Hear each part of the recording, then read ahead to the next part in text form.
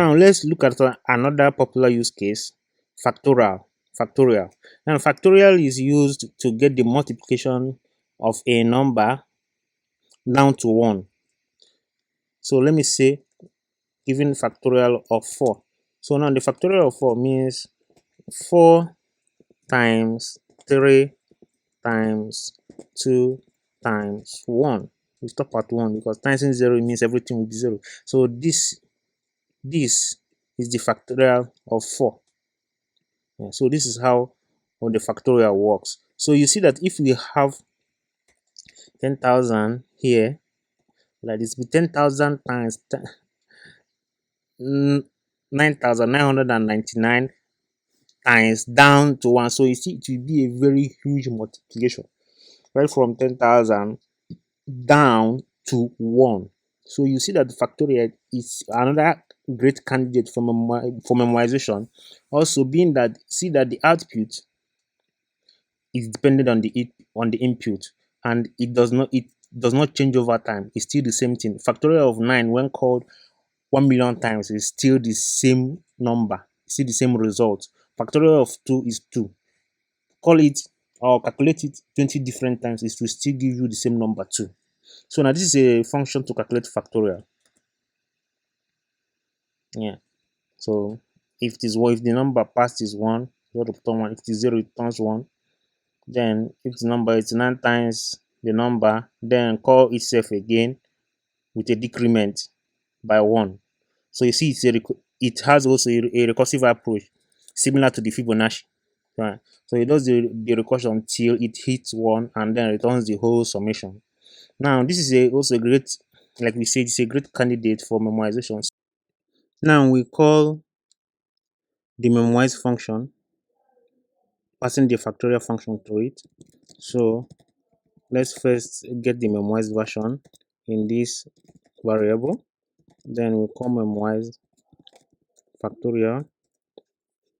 Now we now call the memoize factorial function. Now we call with 10.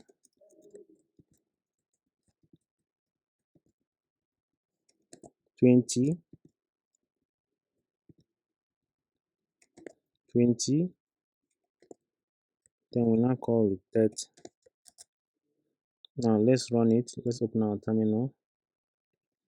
I'll now say node. So we see for 10 there was no hit for 20, hit for 10, hit for 20, no hit for 30, and cache hit for 30. So we have successfully memoized our factorial function. Now let's benchmark it like we did with the Fibonacci. Now first, like we always do, we have our start now time here dot now. Now let's copy it, add it here, make it end now, paste this one here, say start now 2, and say end now 2. Now we now log the time.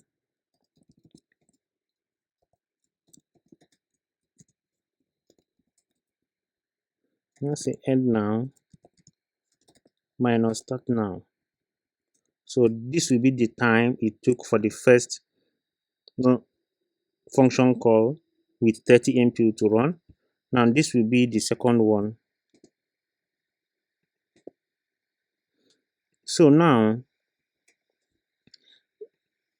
this one is the initial input of 30. So it will run the non-memoized version, but this will run the memoized version. So now let's calculate the time it takes.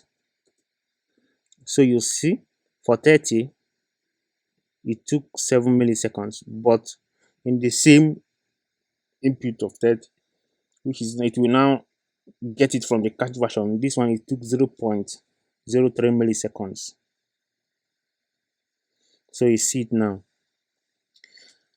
Wow, this our memoize factorial is now highly performant, that it returns a cached version when the input occurs again.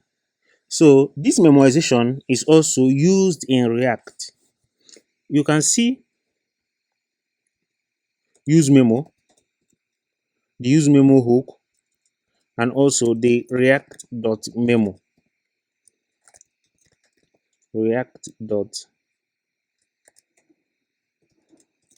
memo. Then also now have react. Use it like this. React.memo. So this is a hook now to memoize inputs, and also this is now React version of our memoize function that we can use to memoize components and return the memoized version of it, so that when that component receives an input the second time, it does not render. So React uses this kind of logic there. When the same argument is received after the first time, it returns the cache instead of going to render the function again. So that saves time, saves speed, and makes our React application very fast. So you see that memoization is very great and very useful, and one of the top most performance and optimization tricks used in software development. Yes, even Angular uses it.